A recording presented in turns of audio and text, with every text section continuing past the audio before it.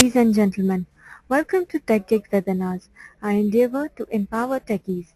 We believe that sharing of knowledge is the key of enhancing our performances and for our growth as professionals. With this principle in mind, TechGig has initiated a series of webinars conducted by industry experts to give a crisp insight of various domains. Today's session is first in the webinar series on IP telephony VoIP, giving insights into deep packet inspection to tackle insatiable demand for additional bandwidth. We are delighted to have Mr. Murli, Product Manager at HCL Technologies with us today. Mr. Murli is currently working as a Product Manager at HCL Technologies, Cisco Offshore Development Center. He is the Product Manager of Cisco Service Control Engine. Service Control Engine is one of the market leaders in standalone deep packet inspection market. Prior to joining product management, he had 6 years of experience in product sustenance, development of port adapters, cutting across different technologies such as T1E1, T3E3, high-speed and low-speed serial. Gentlemen, this presentation will continue for next 45 minutes and we will take your questions after the presentation. In the meanwhile, you can post your queries through the chat pane available in the webinar software. Without further ado, I introduce you to our guest speaker, Mr. Murli.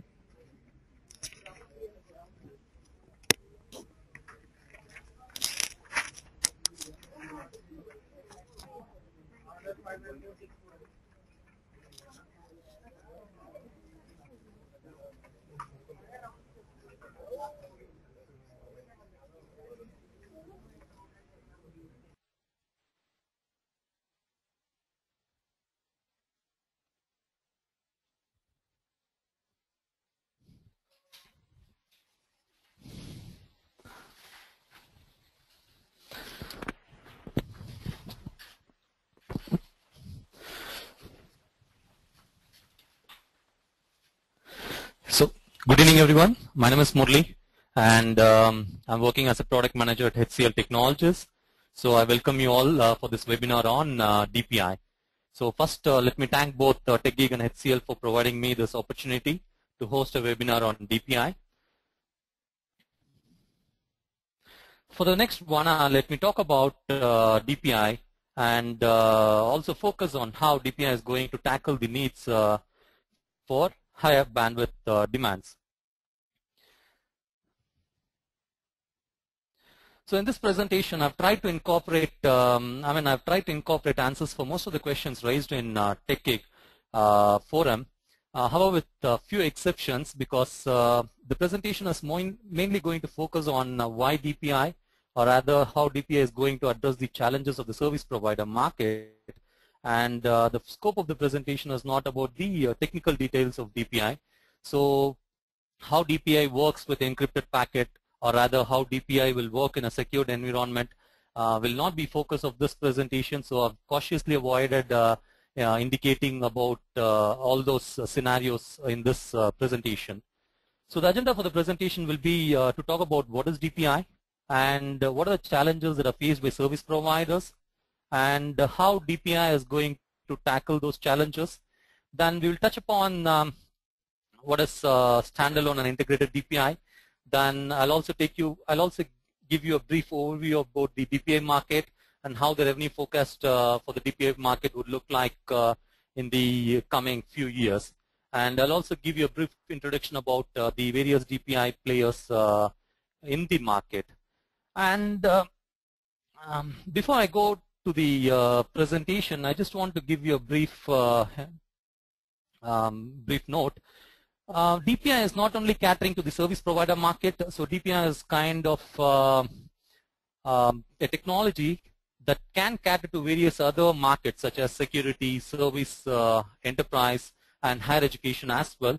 And since service providers forms the major chunk, I just cautiously try to take service provider alone into perspective to make this presentation simple, because including the rest of the market will kind of distort this presentation, and then will not be able to cover much in the 1 hour slot.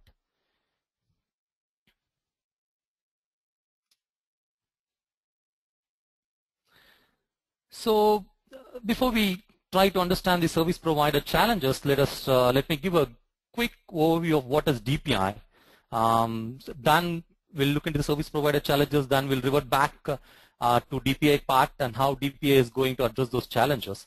And if you look at DPI, right, if I have to put it technically, so DPI is the capability, or rather the act of inspecting the packet, both the header and the payload. In some cases, we might have to inspect the payload across multiple packets and then identify a pattern to recognize a specific application. So this is what is about DPI. Prior to DPI, what we had is like most of these firewalls and other security devices used to do something called as a shallow packet inspection. Because in case of shallow packet inspection, what we do is like we only inspect the headers. We don't inspect the payload. And here in this case, we are inspecting the header as well as the payload. And in some cases, we also try to look into successive packets, the payloads of successive packets, to identify whether there is any patterns. If I have to put it in more simpler terms, so DPI is all about is a technology that helps you gain network visibility. And how it helps you to gain network visibility is like, as I said, it helps you to analyze the packet. So as I said, it analyzes both the payload and header. So what it does,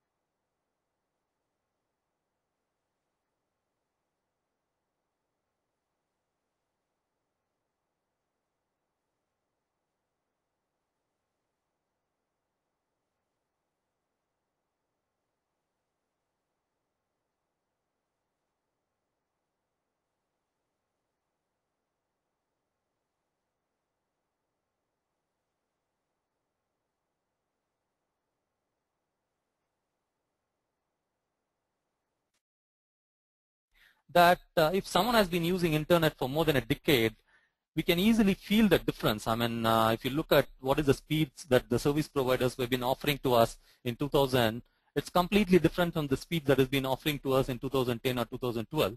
Because if you look at the speeds in 2000 or late 90s, it used to be a dial-up speed of 64 kbps or 56 kbps. And if you look at the speed that has been offering now, it's like in megs. So there is a huge phenomenal, or rather exponential increase. So, I mean, what has driven those increases tangible? It's known to everyone. It's the new applications, new content, music streaming, video streaming, social networking sites, YouTube, a lot of P2P downloads. So it's all clearly visible. So if you take a look at it, right? So a quick look at it. This is what I've been telling. So early 2000 or late 90s, all we had is a dial-up modems that offers a speed of 56 kbps or 64 kbps to take a look at the bulletin boards or any lightweight websites without all these flashy GIFs or videos, which occasionally throws up your pop-up ads. So slowly the demand increased as and when the new applications are coming into perspective. So a lot of content came into picture. Then we had this music, Napster, gaming, and file sharing coming into picture. And slowly we had this Web 2.0 with YouTube, a lot of social networking sites, now movie streaming by Netflix, all this coming into picture. And in some parts of the world, we have this double play, triple play coming into picture, where internet and TV and mobile getting converged. So where the demand for bandwidth is still higher. So what all this means is like service providers has to constantly upgrade their pipes, because if they're not going to upgrade their pipes, so quality of experience for the customers would get hit, and it will lead to utmost churn. So what is that I'm trying to bring out here is like the service providers has to constantly upgrade the pipes. So in a way, their cost is going to higher. I mean, the cost should be at least exponentially increased. And if you look at the mobile environment, it's going to get even more worse in the future, because we have this high-performing smartphones coming into the market, and then top we have this lots of tablets coming to the market. So people trying to access internet through this mobile is going to go even more higher. And if you look at this graph, this is a mere testimonial to what we are talking about. And mobile video is the key contributor, so which is again the high intensity application. And if you look at from 2010 to 2015, so it is going at a rate of 26 times, so which is huge. Now, what I'm going to talk about here is like the need for higher bandwidth is definitely pushing the service providers to upgrade their pipes. So when they have to upgrade the pipes, it obviously implies that the cost is going higher. Now, if the cost is going so higher, all we have to do at the end of the day is to understand is the revenues is going at the same rate. So if the revenue is going at the same proportional rate of the cost, then we have no problem. So then there will not be any need for DPI, rather for any other device. So, but that is not the case. So this is what is happening now. So the traffic is going higher, so which is obviously pushing the need for higher bandwidth. So the cost is going higher, but the revenues is kind of getting stabilized. So there is a huge gap that is forming now. So which is what we call it as a revenue gap or the scissor effect. So what we have to now do is like, so that is where these DPI devices are coming to picture. We have to increase these revenues or decrease the cost of the traffic, or do both. So this is the core agenda, or this is the core opportunity that the service providers is providing to the entire DPI market.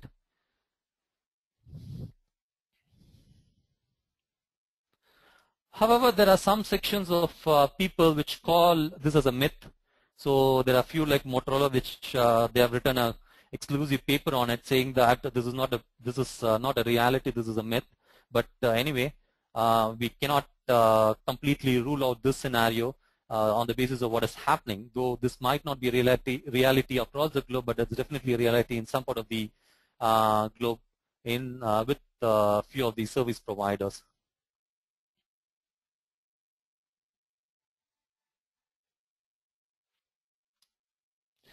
So next, we have to closely look at the complete value chain, the internet value chain. If you look at the internet value chain, so what we have initially is the devices through which we connect to the internet.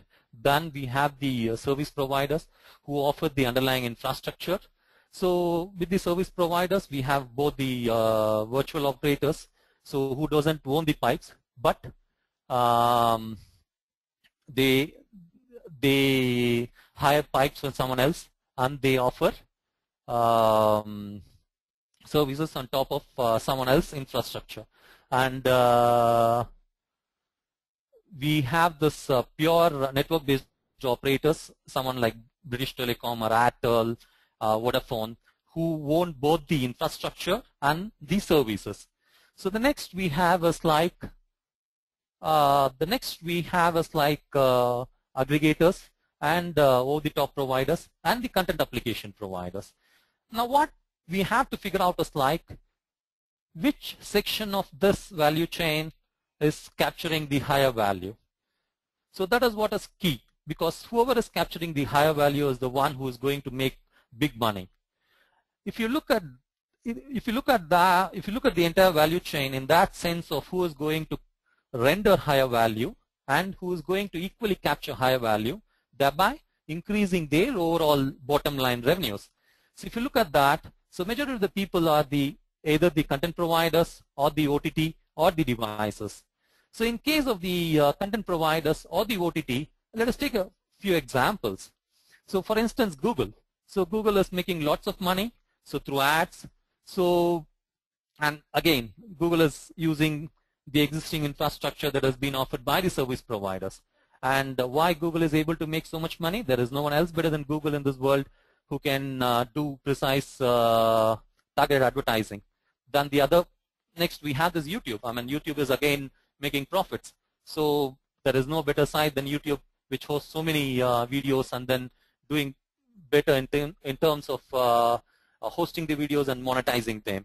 and we have Salesforce, and who better than Salesforce to monetize the cloud CRM services. And we have this Netflix. I'm not listed here, but Netflix is also making huge money out of the video streaming. So if you look at all these players, you know, they are using the underlying infrastructure that has been provided by the operators, but they're offering some value on top of it. So that's the typical reason why they're going to make money out of it. And if you look at the devices as well, so now we have the smartphone devices coming into picture, and the Apple, the BlackBerry, the Google, they not only make money out of selling devices, but they're now making money out of apps as well. And service providers, you know, a majority of the service providers, they try to devise their own app market, they try to devise their own content, but so far, maybe there are few exceptions who are successful, but majority of them are not successful, so they're not able to make money in that sector. So if you look at who is making value, so who is capturing the entire value, it's either the devices or the OTT and the content providers. Now, this has further rise to a raging debate. Are service providers really dumb pipes, or what do they have to do if they have to move from being dumb pipes to smart pipes? So that's the bigger question that has to be answered when we are trying to look at all these challenges that have been faced by the service provider.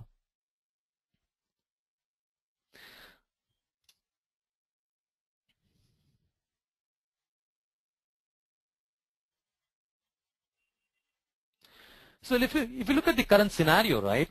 So this is what is happening in the current scenario. So service providers get the revenue from subscribers, and in the internet value chain, most of the other revenues goes to the internet service providers like Google, Skype, Yahoo, or eBay. I mean, we should not read this slide in a literal sense, because all this people that have put in the internet doesn't get the revenue from service providers, because, for example, Google doesn't get revenue from subscribers because they get revenue from advertisers. So we should not read this slide in a literal sense, but what the slide conveys meaning is that, so in the entire value chain or the entire internet economy, the part of the money goes to the service providers, the big chunk of the money goes to the rest of the players. So that's the message that I'm trying to convey in this slide.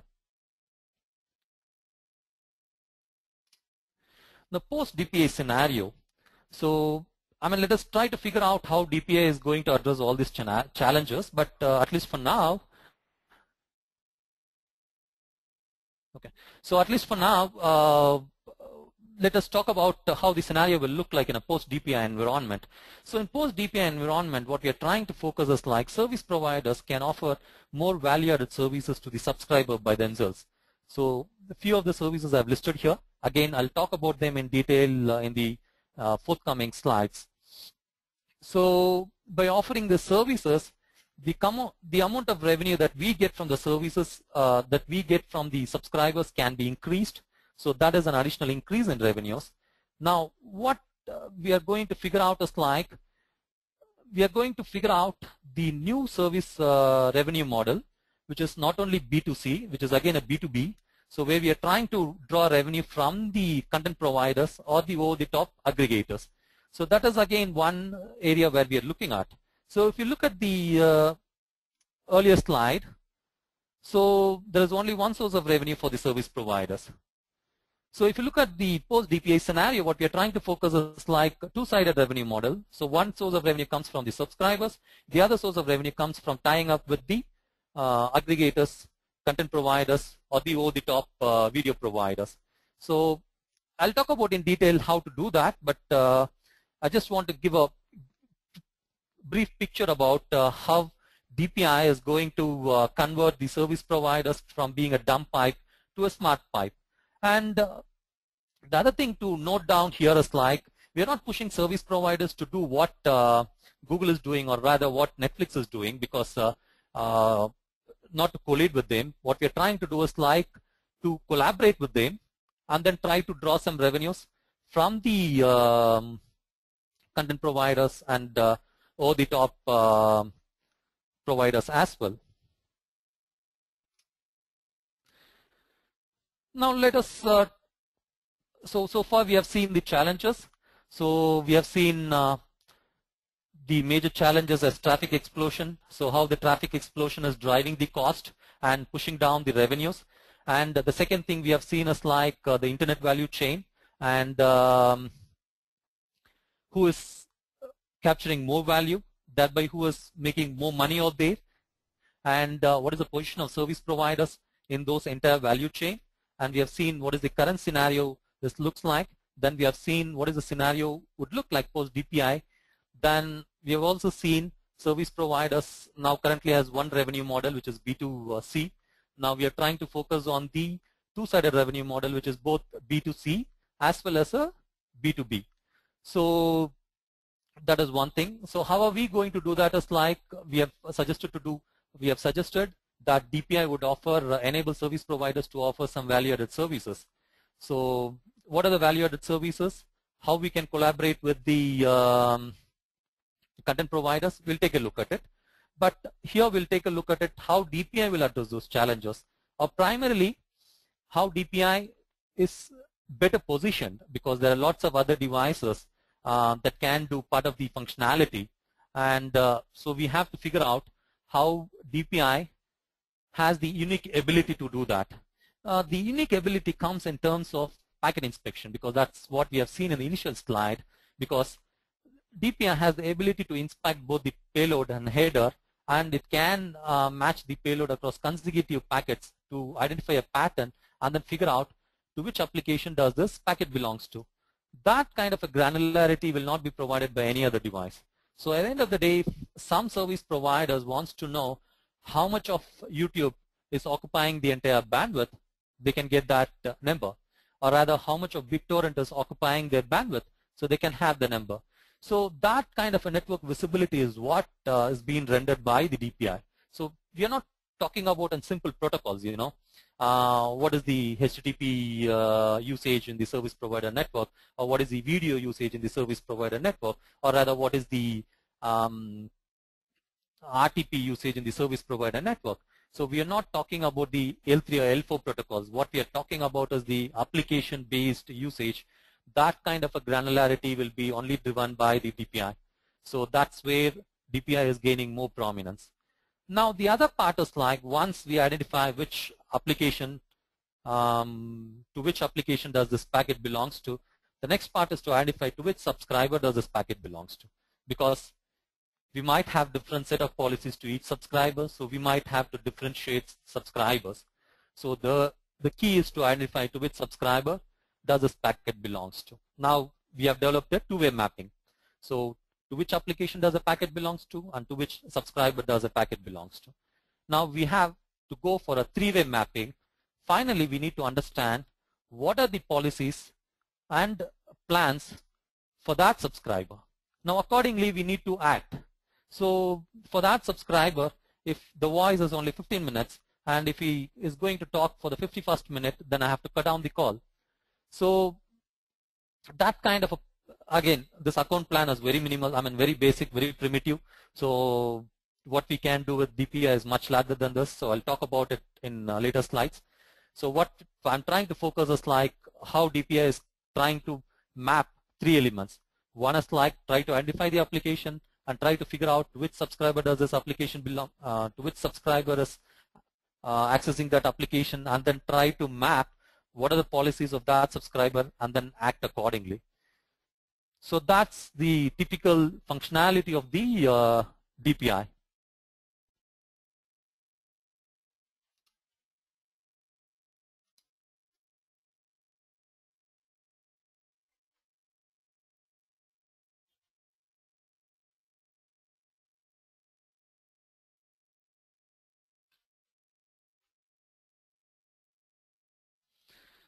So coming back to the DPI use cases, as I said, what we are trying to focus is revenue generation, which is a two-sided revenue model that I've been talking about.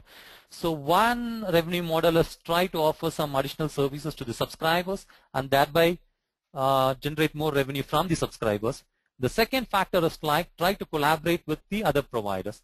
So when I'm talking about generating additional revenue from the subscribers, so again, caution, a small caution is that the use cases that I've listed down is not covers the exhaustive list. This is part of the use cases, very major use cases that are predominantly targeted at the service provider market, because as I said, there are other sections of market which also use DPI, which is higher education, security, and enterprise.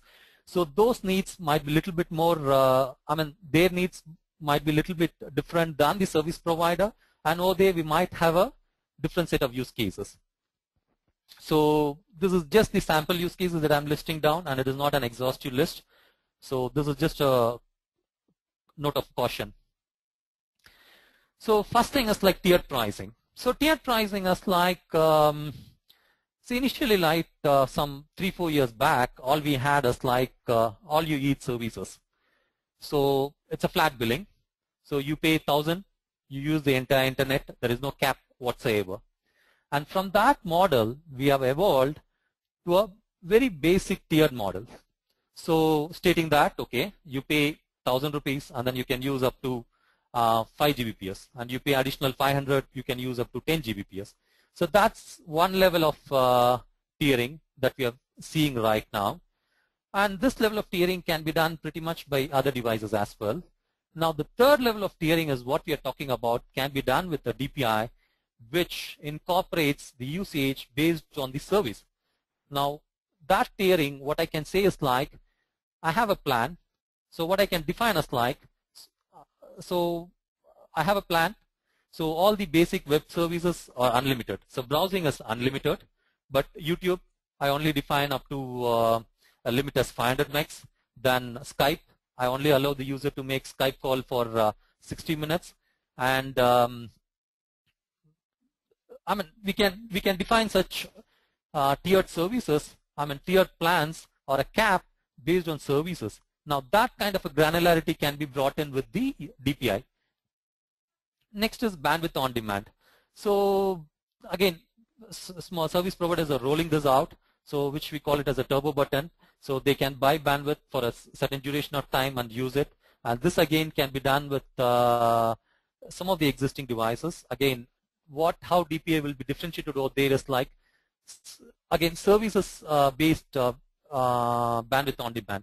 Suppose, for instance, if someone launches bandwidth on demand and say that, okay, I'm going to offer you additional bandwidth, so you pay me additional amount of, say, X rupees, and then I can offer you a bandwidth of 50 megs. And in that 50 megs, I can offer you browsing free of cost, and 50 megs will cover only video or music streaming. Such services can be done. So those, such services are what we have been talking with the help of DPI. And next one is parental control. Again, we have this parental control being offered by a lot of other players, but they have to be installed in the desktop. Now we are talking about the parental control being offered by the service providers, maybe as a value-added services with the existing pricing model to better enhance the customer experience or to enhance the customer satisfaction. When we talk about the B2B revenue model, few use cases that I've listed down as collaborate with OTT providers. One example might be collaboration with someone like Netflix, saying that, okay, I can enhance your quality of experience, so collaborate with me, so I make sure that Netflix videos are driven properly and will be given prioritization. So again, it's like copyright infringement. So you can tie up with any either any music providers, saying that, okay, if there is any illegal music downloads of your album, I can try to block it out. So those kind of services can be done. And again, targeted advertising is again big thing. So since much of the traffic, user traffic, goes to service providers, so service providers can create a profile of users and then can decide and then can launch targeted advertising. So for instance, if I am constantly browsing on cards for a few days, then service providers can create a profile of me saying that Murli is interested in cards. Then they can throw some targeted advertisements focusing on cards towards me. But the key problem here is like service providers doesn't have any screen presence with the users. What I'm talking at is like they don't have a screen that directly interfaces with the users. For example, if you take Gmail, if you take Google as such, they have lots of interfaces with the end users. For instance, Google Search, Gmail, so where they can flash their ads, but service providers doesn't have that screen. So unless they launch their own websites, so what service providers can do is like they can try to partner with some other content providers and help them launch targeted advertisements. A small caution of note is like I've not talked about net neutrality here, but there is a raging debate that this is against net neutrality. So whether to implement or not to implement, it still depends on the laws of each and every individual country, because net neutrality laws varies as per the country, because in some countries targeted advertising by service providers is considered to be illegal. Some cases it is considered to be illegal. In some countries they say, okay, targeted advertisement is legal, but by default subscribers should have been opted out, and they have to mandatorily opt in if they have to receive advertisements. So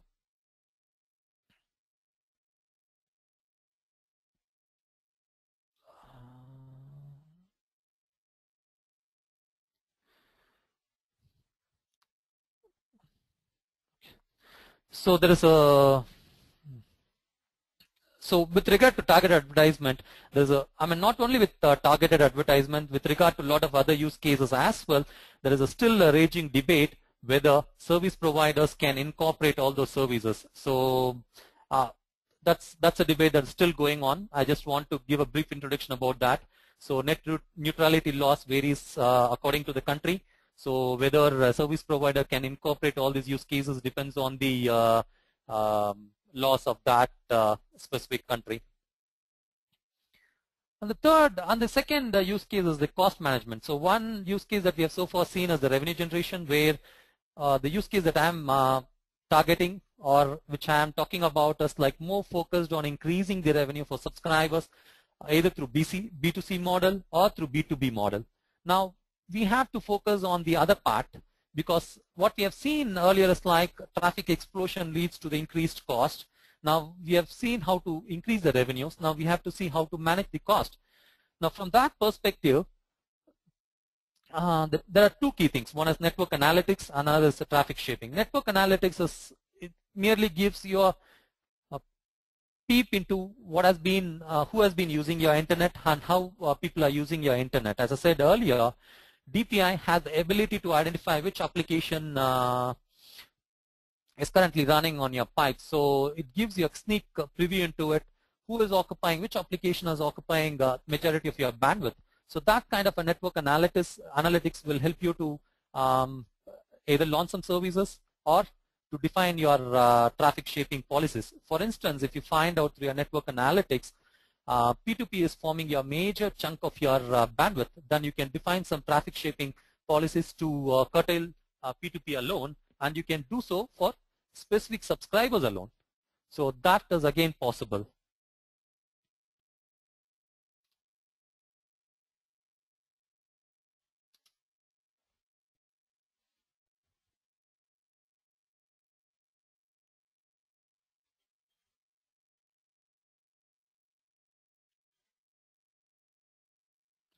So I was just waiting for the slides to come up on the internet. So I've just, I'm talking about all the use cases. So I was just thinking about presenting one example alone, because tiered pricing is becoming more familiar among all the use cases. So I've just thought I'll put one example alone, because this is what I've been telling earlier, flat rate plans. So which has been, so flat rate plans which has been in market little more than 3-4 years earlier, but slowly service providers has been moved to usage based. But again, this is very primitive tier plans. So third step is what I've been talking about, that can be done with DPI, where you can define policies on a per service level. So that kind of a tiered servicing will be more innovative. And to define this tiered service is what we need a clear analytics. So how much of your network has been used? So who is using your network? So from which part of your kind of report on demographics, on application. So that kind of a granular analytics will help you define all this policies. The key thing is like DPI provides the infrastructure. It is up to the service providers how they are going to use this infrastructure and then bring up, come up with some innovative pricing plans.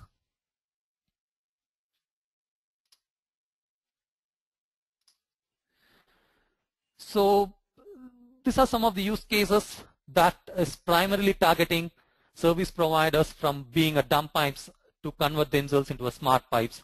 So this is just one of the use cases, and predominantly most of the use cases that we are trying to focus with the help of DPI. The core idea is to move them away from the dumb pipes to the smart pipes and enhance their revenue generation capabilities.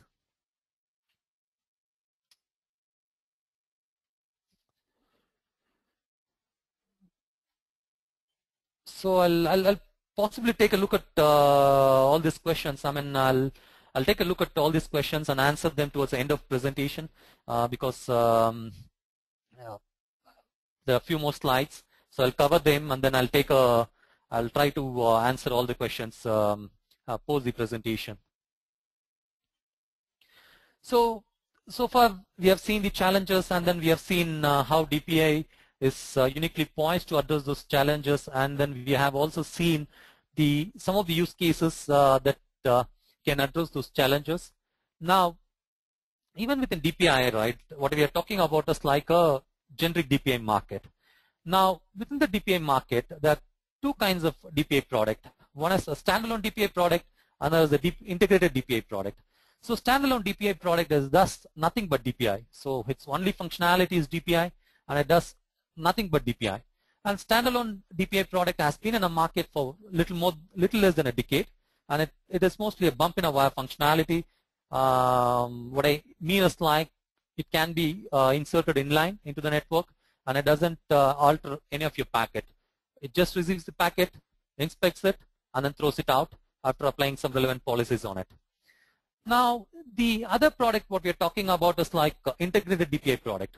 So just because DPI is gaining more prominence, and then DPI market is kind of a growing phase, so lots of network equipment providers, I mean all the major players like Juniper, Huawei, Cisco, so they are trying to bring in DPI as a functionality into existing boxes.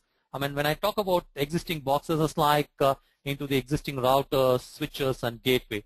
So these are the recent entrants into the DPI market. So how these two players will play in the market, where exactly standalone will fit in, where exactly integrated is fit in. So it's just a wait and watch scenario. We might have to see how both these players will play in the market. Now coming to this question, so we have talked about challenges, we have talked about DPI, and then I've been talking DPI is poised to address this market. But somehow we need to take a look at and figure out, is DPI really been effective to address that market? And I couldn't think of any other testimonial rather than this revenue figures, because the product success is quite evident from the revenue that it generates. So the overall DPI market is quietly on an increasing trend. So analysts predict that it's going to touch close to 2 billion in 2015, but recently there has been a little bit more corrections. But anyway, DPI is generally on a growth trajectory.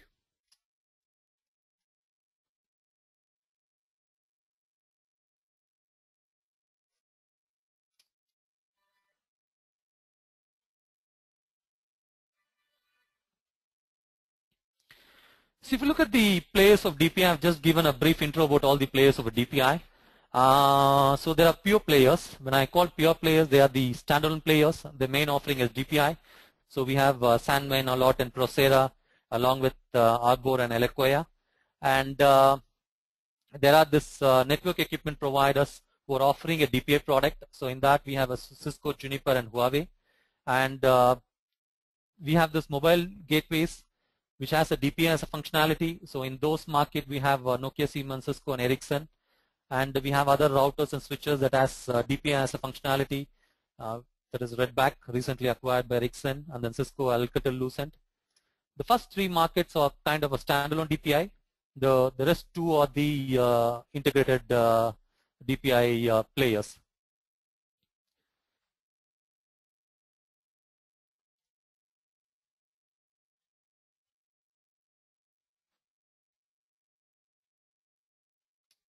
So I've just come to the end of the presentation. I'll take a pause for a few minutes to go through the entire questions and then try to answer them one by one.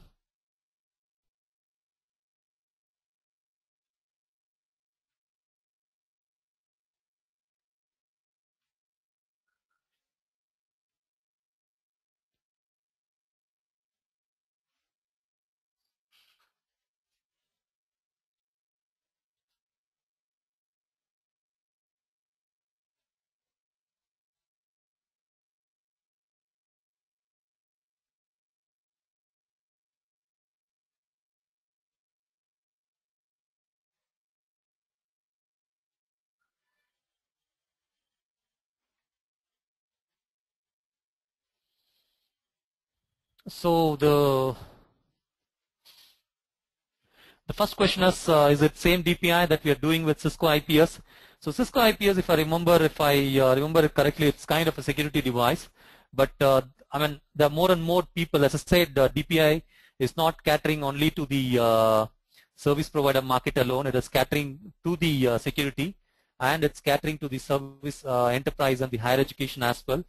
The use case perspective might little bit make, I mean, the underlying technical implementation will be much more similar when it comes to inspection of packets and identifying applications, but having applications on top of it might vary depending on which market that you are targeting.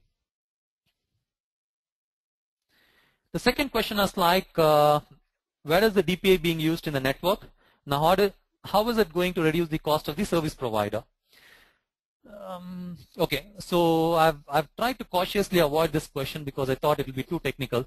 And see, DPI, right? It has been positioned at two places. One is like typically after edge, where you are before your aggregation starts. I mean, typically after your BRAS or your gateways, after your CMTSs, depending on whether it's a wired or a broadband or a cable environment. So that's the typical positioning of most of the DPI products. And in some cases, DPI products have been positioning at the core as well. And some of the customers have started using it a peering network as well. But as I said, majority of the cases, it will be at the edge. And the second part of the question, how is it going to reduce the cost of the service providers? So that is what I've been talking at. So how is it going to, it is not directly about reducing the cost. One is that, how is it help to manage the cost? In the sense like when they go for a,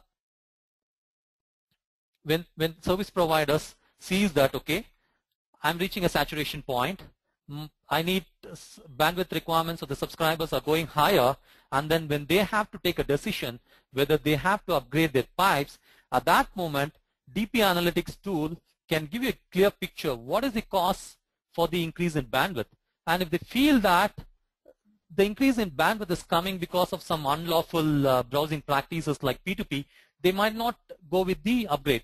Probably they might resort to some practices of traffic shaping or limiting. So that is one way it can contain the cost. The other thing what I've been talking about is the revenue generation part. So it is not directly related to reduce the cost. It is like increasing the capability of the service providers to generate additional revenue with the existing subscriber base.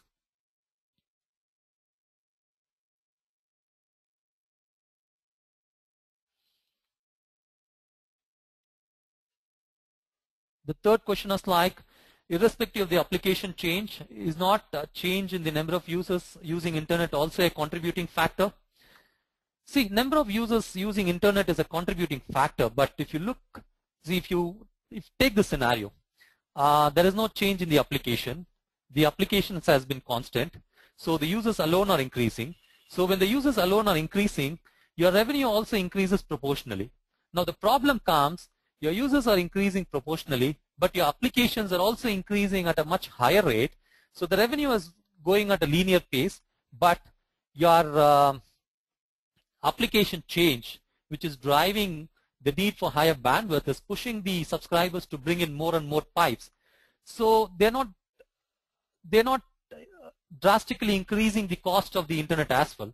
See, for instance, look how much we have been paying to internet in 2000 when we have been receiving this dial-up modem speeds, and how much have we been paying now. I don't think that what we have been paying is exponentially increased. All I could figure out is like it has been increased only sequentially. So that is what I've been talking about. So the revenue is increasing sequentially, but because of the application change, the cost for the subscribers, because the more and more applications is pushing the need for higher bandwidth, so that cost has increased significant in exponential factor.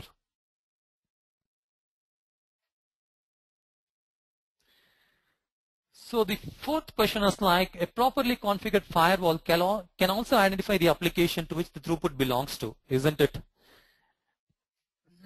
To be honest over here, I'm not a firewall expert, but what I've been figured out is like most of these firewall devices, they do only shallow packet inspection, so they kind of able to inspect applications based on only L3 and L4 parameters, not at an L7 layer. So if any of the L7 applications are masking this parameters of L3 and L4 parameters, so that firewall will not be able to detect them. So that's one change. That's one key difference that I could see, where a firewall will not be able to do the job. So fifth question is like, how to get revenue from parental control. See, there is no direct correlation, because we have not seen any of our service providers saying that, okay, I give you parental control and then charge it. Some charge it, some they don't charge it. But some people view it as a mechanism to retain the customers, because offering additional services is going to enhance your customer experience, and they're going to stick with you, and they're going to retain with you. This is just a factor, or rather a mechanism to give a lock-in effect. And some subscribers, some service providers can charge it. Again, it's end of the day, it's up to the service providers how they want to do it. Because DPI as such, see, again, I have to reiterate the fact here. DPI is all about providing the required infrastructure for the service providers to provide enhanced services. And how to monetize those services, it all depends on the innovative ability of the service provider. So what is the overhead on network performance due to DPI? Okay, now this is a question that has to be answered at two levels. At the device level, we have to take into consideration both the standalone and the integrated, because standalone does DPI and nothing but DPI. Since they have been designed to do DPI alone, so while designing phase itself, they have taken into consideration all these challenges and made sure that the architecture is designed in such a way that the latency and the performance will be very minimal. So that's from the perspective of the standalone. And from the perspective of the integrated, again, to be honest, I'm not coming from an integrated perspective. So how people will address there? Again, I presumably feel that over there, people also know what are the challenges of the service provider market. And again, when people try to define new architecture to bring in DPI functionality into the integrated products as well, I sincerely feel that they would take into consideration so that the overall latency and the performance impact will be very minimal.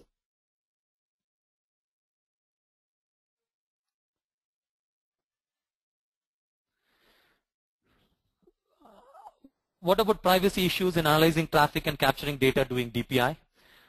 See, we analyze the traffic, and then we identify to which subscriber does it belongs to, and we also identify to which application does this packet belongs to. Thing is like we don't do a stateful, we don't store this information anywhere, so the security issue doesn't arise. But again, as I said, net neutrality, the people who are kind of advocating net neutrality are trying to raise their guns against DPI, pretty much stating the same factor of privacy issues. But as such, it's something what Google is trying to do at the end of the day. They're trying to map some keywords and then try to figure out. They don't read my email. So when I do search on cards, or rather when I send some emails to my friend inquiring about cards, all they do is like they catch some keywords and then they map that, okay, Murli is interested in cards. So here as well, we don't store that information. I mean, there is no stateful storage of any of the information. So security issue doesn't arise. But anyway, I don't want to drop any conclusion on that. As I said, there is a raging debate over there. So I'll leave it to the experts to kind of defend this theory.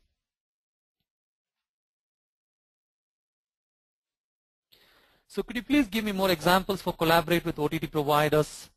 I mean, Netflix is one example that I could think of, rather because there are a few other examples which I couldn't want to drop it off because, as I said, because the core of the net neutrality theory is like DPI will enable the discrimination of the internet.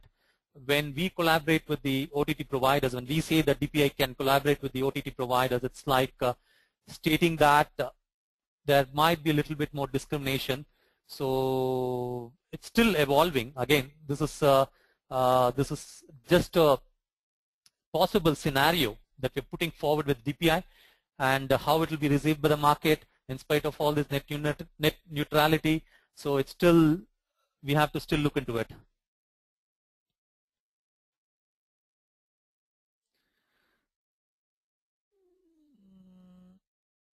Again, could you please give me one more example? Sorry.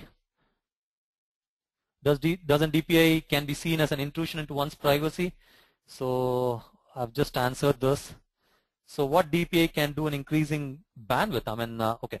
See, DPI cannot do anything in increasing the bandwidth because bandwidth increases because of the applications that has been introduced into the internet. So what DPI can do is like at most shape.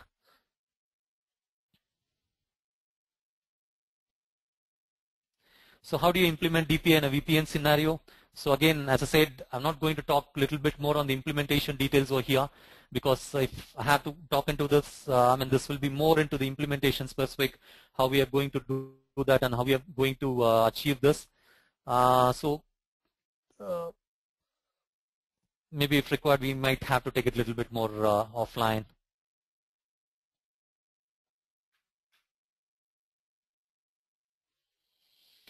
So while tier pricing might be worthwhile for business, you would want to access certain services on large scale. I did not understand how tier pricing is feasible for individual consumers. Can you please elaborate? See, again, I'm not a service provider expert. What I'm telling us, like DPI has the ability to provide tier pricing. So some service providers want that level of pricing model, and how they do it, how the consumers will be benefit because of such a model, we really have to think about based on the network analytics. So we have to take a look at the network analytics, try to understand the browsing behavior of the consumers, and then define a plan such that it only contributes to more revenue without impacting the consumers. And how it will be done, it is all left to the service providers. As I said, we as a DPI player are providing the infrastructure necessary to move in such a direction. So when to move in such a direction, how to move in such a direction, how to define plans, so that will improve the consumers, or rather improve the consumer experience or benefit the consumers, is still up to the service providers.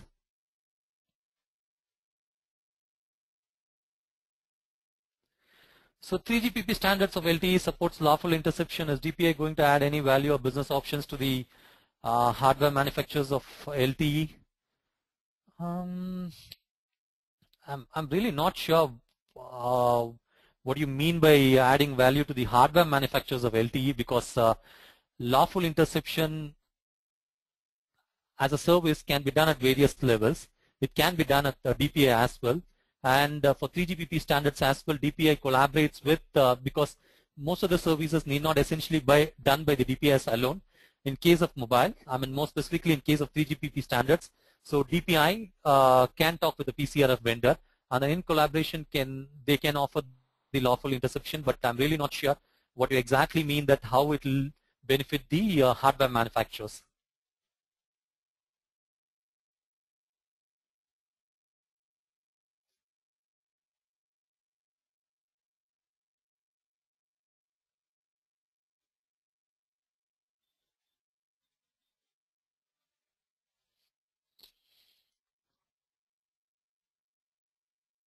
So how will pure players survive when the equipment manufacturers would have added the functionality?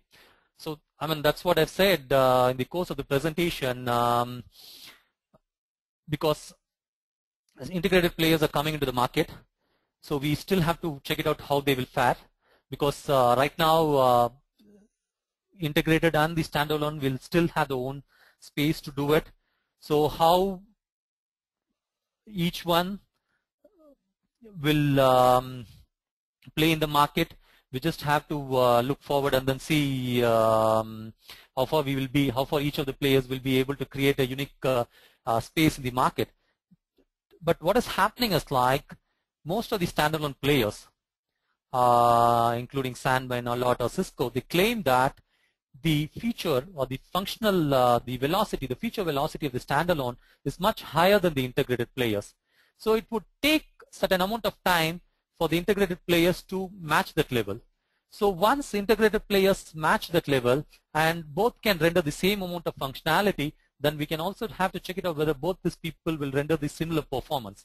So the comparison has to be drawn at various levels in terms of both these devices can render the same functionality, both these devices can render the same performance. So currently there is a parity. So when we reach a scenario where exactly the performance matches, the functionality matches, then it's up to the individual players what exactly they add on top of it so that they stay one ahead of the other. So that's how the positioning will be going forward. But maybe I could not. Maybe I could not talk much more than this at this point in time.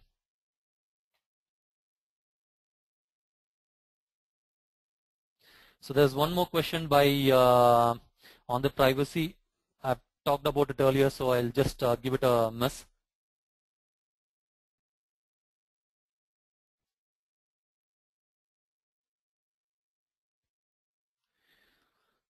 So is DPI more useful to service providers or to operator vendors like Nokia, Ericsson, or Motorola? I don't know what exactly it means, because DPI is more useful to service providers because service providers are a different market, operator vendors are a different market, because see, operator vendors by themselves are manufacturers. Nokia, Ericsson by themselves have a DPI functionality into one of their devices because they want to address the DPI needs of some of their customers. So I'm clearly not sure what this question exactly indicates.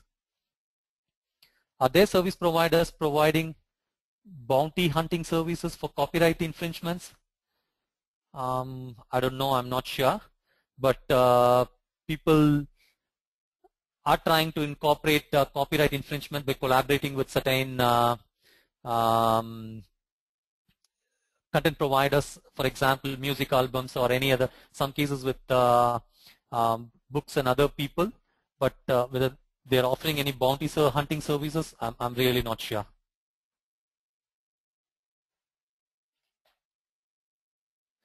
So can DPI be done on HTTPS traffic? Also can be done without terminating the TCP session for the case where we want to modify the end application packet, say insertion of advertising.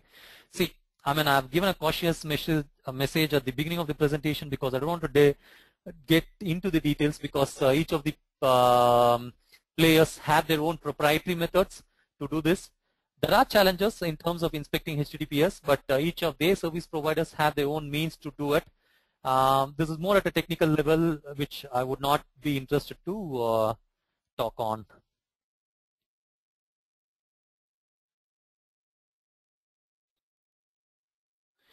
Again, the same question. Does standalone DPI has got a separate scope in the market apart from integrated DPI?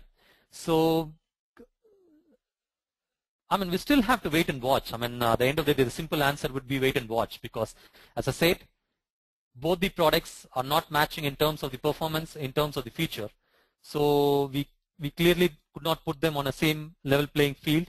So clearly both have their unique space in the market. So maybe going further down the line in 2 to 3, in 1 year or 2 years, so when both this reach the same level of performance, same level of feature velocity, same level of use cases, then we might have to look it out how each of these players will create a unique space for them. But at least for now, it's like a wait and watch for me.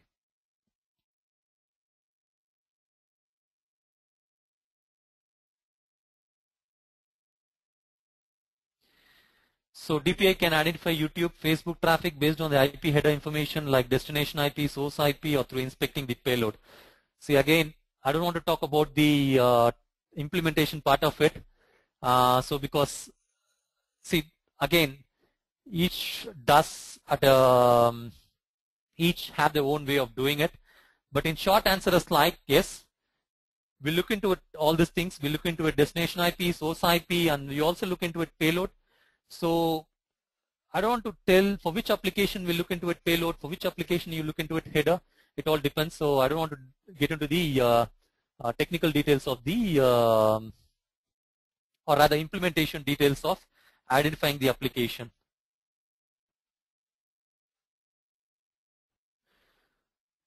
Other question is, does this technique pose future potential security threats to business or consumers? One single answer, a wide answer will be no, because all DPI is trying to do is like enhance the experience of the consumers, address the challenges of the service providers. So no way this technique is going to pose any future potential security threats.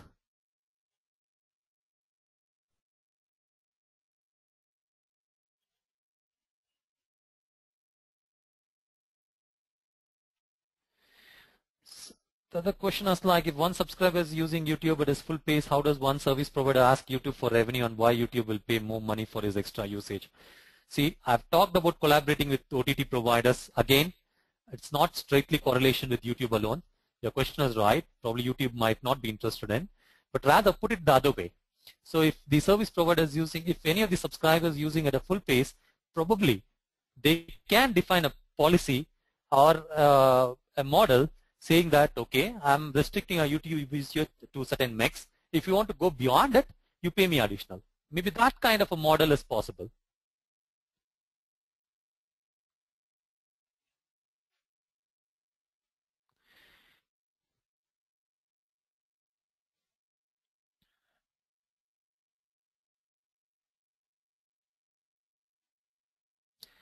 So the other question is like, is the line rate traffic processing with deep packet inspection possible? Again, we need to take into consideration which specific product is the audience is asking for. Whether he's asking for the integrated, or whether he's asking for the standalone. Because if you're asking for the standalone, yes, because you have to process the entire traffic that is coming to the DPI. If you're asking for the integrated, I'm clearly not sure what is the plans of the integrated, and I'm not the right person to answer that question. What is the percentage variance in network performance after implementing DPI? It depends on the network implementation as such, but what we tend to maintain is like, we try to check the latency and the performance impact is very minimal, rather than in some cases the latency being less than 30 milliseconds. So that is what the performance that most of the DPI players are targeting at. As I said, if you look more specifically the standalone alone, because that's the standalone has been in market for so long. As I said, standalone is a bump in a wire. So insert standalone inline. So you have to make sure that standalone will not cause any performance impact. So when you design your standalone, you have to make sure that the latency will be very minimal. So the variance, as I said, will be taken into consideration. So it will be very minimal, or rather it should be very negligible.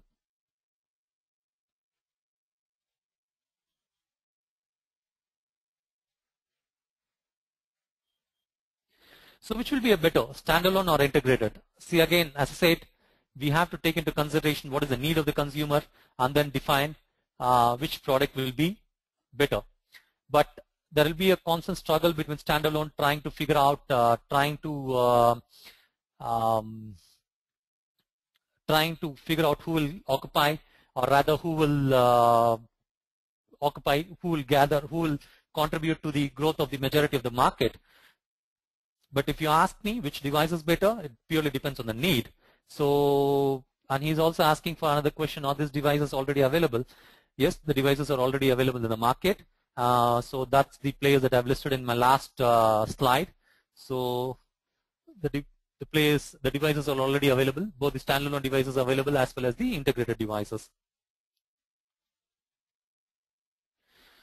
So with the advent of SAN, storage area networks, DPI will be more useful.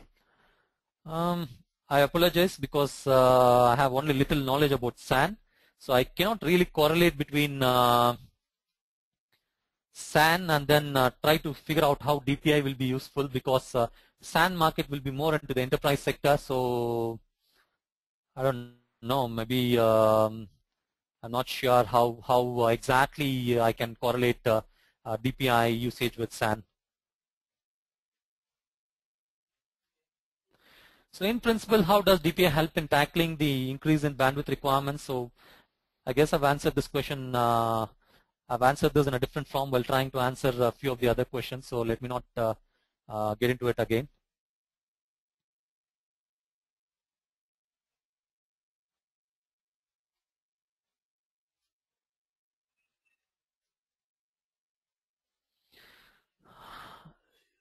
See, the thing is, like you said, DPI does not put any security threat, but here are details are taken. So anyone who gets his hands on these details cannot use it for wrong purpose. If no, then how? As I said, see, we only look at the patterns. I mean, we don't study the complete packet. Fine. We study the initial few bits of the packet, and again, we are not trying to take a copy of it. So I don't clearly see any reason why it would be a threat, because unlike any other devices, because this has been happening. I mean, this has not been the new trend with the DPI alone. This has been happening with a lot of other devices as well. So what I'm trying to tell us, like, we're not going to go through the entire payload and then try to read through the payload and try to check what user has been trying to do. I mean, if that's the case, so we'll not be doing DPI, and our performance will take a hit. See, what's happening is, like, we'll look at the header. Only in cases where we'll not be able to identify applications by looking into the header, we'll try to get into the content.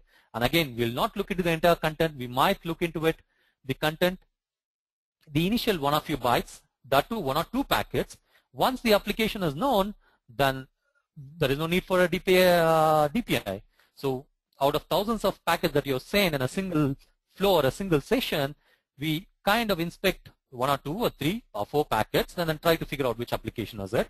Then decide what to do with that packet or with that traffic flow. That's it. I mean, no one is trying to look through your entire packet. So eventually the question about security threat doesn't arise at all.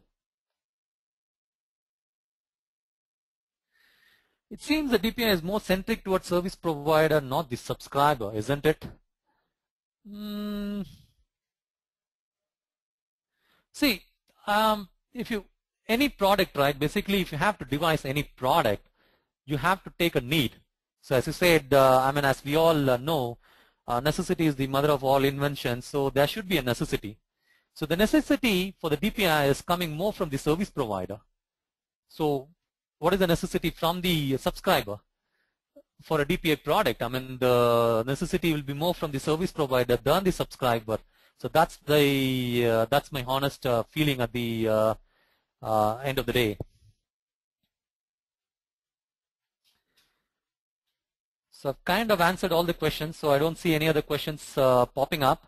Might be, I'm not sure, when I'm trying to when I'm trying to browse through all these questions, if somehow I have missed out any questions, I'd probably prefer to stay for another minute. So if there's any questions, please try to pop it up. Yeah, there are 1 or 2 questions, if you can check them out. Sure.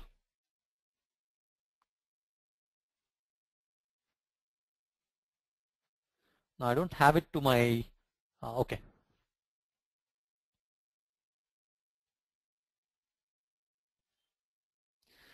Okay, so if you say pattern, getting subscribers pattern usage is also a threat to his, her usage model. I mean, pattern itself says is her usage model. I mean, see, when someone is using the internet, see what's wrong and trying to understand the usage model. That's when we will be able to identify better service model, I mean, better devise some better packages to the subscribers. See, look at it this way. There are a whole lot of subscribers, you know, who pay enormous amount for the internet and who use the internet only for a minimal purpose, just to check emails, and what will be the entire bandwidth usage. It's very minimal. So there's typically a trend, you know, a 20-80 rule, if I can put it, where 80% of the subscribers are using it's the other way around, where 20% of the subscribers are using 80% of the internet traffic. So you can look, so rest of the 80% is using only 20% of the traffic. So you have this 20% of the people who are hogging the bandwidth and who are trying to reduce the experience of the remaining 80% of the people. So unless we know the usage of the 20% of the heavy subscribers, how can we enhance the quality of experience the rest of the 80% of the people? So why do we want to hit the quality of experience of 80% of the lightweight subscribers at the cost of heavyweight subscribers? So do we have any service provider who claim to make revenue using DPI? Of course, because otherwise the DPI market would not be so strong, because what you see is like DPI is surging towards touching the 1.5 billion market. I mean, the market surrounding DPI in terms of the policy engine is also growing. So there might not be evidence, clear, a direct evidence, but there is an indirect evidence which states that service providers seems to be benefiting, because if the service providers are not benefiting and if they don't see a sufficient ROI out of getting these DPI devices, why would they invest in DPI devices?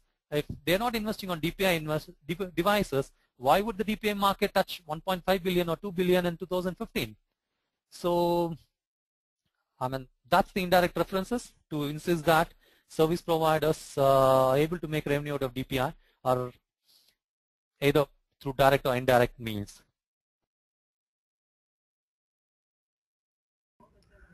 I think most of the questions are already answered, so now we can conclude the session. Okay, thanks Keshav. I mean, thanks everyone. So thanks for providing the opportunity. Once again, thanks for TechGeek and HCL. And if you have any questions, if there is, I don't know whether there's a possibility to drop the questions in the TechGeek website. So if there is any questions, please feel free to drop over there. I'll try to answer them over the weekend.